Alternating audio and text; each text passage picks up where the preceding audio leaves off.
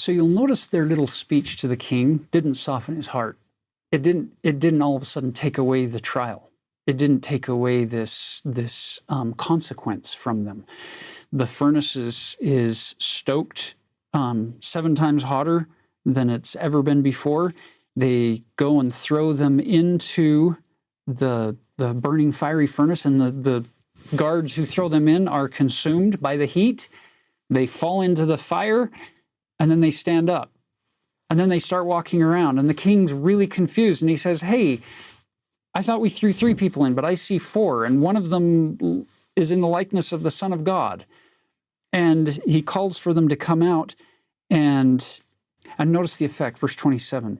And the princes, governors, and captains, the king's counselors, being gathered together, saw these men upon whose bodies the fire had no power, nor was an hair of their head singed, neither were their coats changed, nor the smell of fire had passed on them. They didn't even smell like smoke as they come out of this extremely hot, fiery furnace. I wonder if there's a lesson for us today as we figure out what our furnaces of affliction might be, whether it's health-related, whether it's financial, whether it's relational, whether it's mental, emotional, spiritual, whatever it may be. This idea that the flame shall not hurt thee. I only design thy dross to consume and thy gold to refine.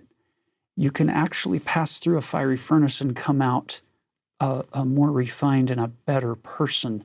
And by the way, if Shadrach, Meshach, and Abednego were invited in to this episode, if we had the way to do that, do you think they would say, oh, let us tell you what a terrible experience that was. Let us tell you how anxiety-inducing and how fearful we were, and it was the worst experience of our life. Do you think they would say that?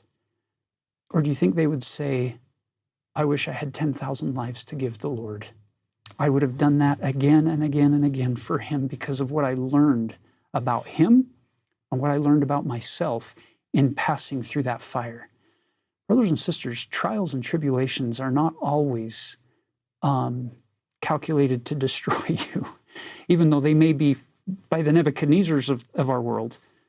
But when you put your faith and your trust in God, and when you're in a covenant relationship with Christ, those fires turn from fires of destruction into fires of refinement, and they can become some of the most defining points of our mortal existence, that we praise God even more for allowing us to pass through those. Don't we sing a song, a hymn, the Spirit of God like a fire is burning? Don't we want the Spirit of God with us, that the baptism of fire?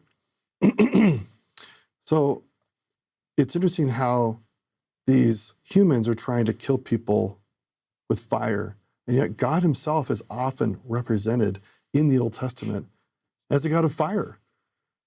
I don't want to push this too far, but we should be embracing of the fire. Now, look, nobody go touch fire, right? You're going to get hurt. But symbolically, God invites us to be purified. We've mentioned in other episodes, the word fire and pure come from the same root word. If you want to be pure in heart, as Jesus is, we have to step into God's fiery presence and to be purified. I didn't know I was just going to get so choked up about this. So I love the fact that these 3 righteous Hebrew men, they knew that the real fire they were entering into was the fire of God's presence. That's who we see there in verse 25. The 4th is like the Son of God. So just know that you can experience God's fire, and it will be purifying and enlivening and not simply painful. And you'll notice the effect that this has, not just for Shadrach, Meshach, and Abednego.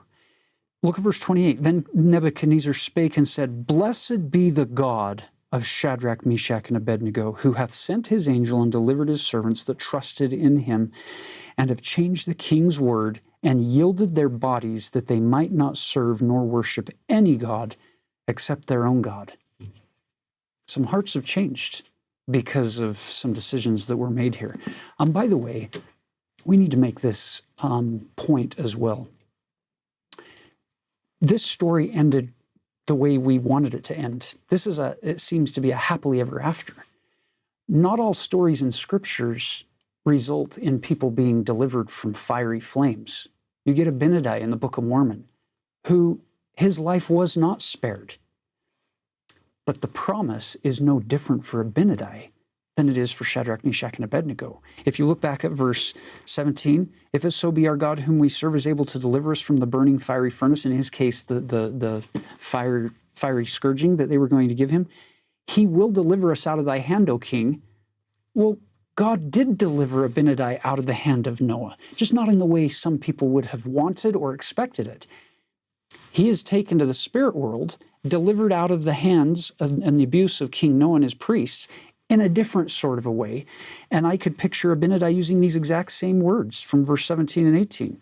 But if not, even if God doesn't deliver him from death, and he seemed to know that he wasn't going to be delivered, he says, I'm still not going to recant or take back the words that I've spoken concerning you.